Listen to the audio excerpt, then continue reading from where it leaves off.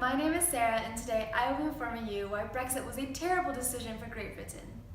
Great Britain made the choice to leave the European Union on June 23rd in the Brexit referendum. However, the movement to leave comes with disastrous consequences. The first to consider is the astronomical price of divorcing the European Union. According to Financial Times, it will cost the UK 20 billion euros to completely leave the European Union.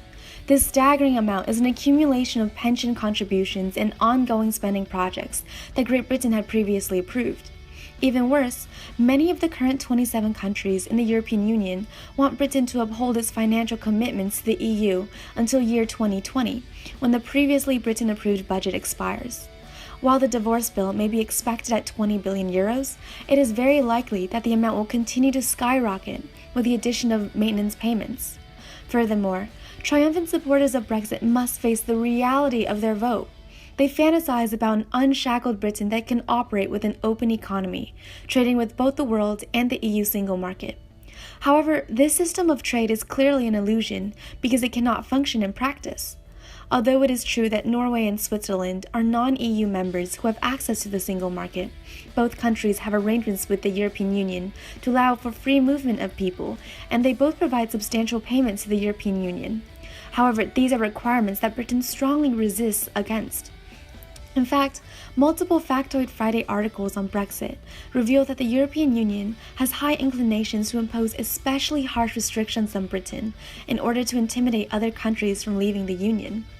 Furthermore, Britain is equally dependent on the EU, if not even more so.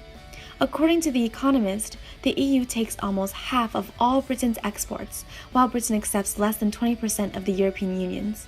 Even if Britain is willing to sacrifice trade for sovereignty and freedom from the interference of EU judges, the return is not nearly as valuable. Inside the European Union, Britain has to relinquish some of its authority.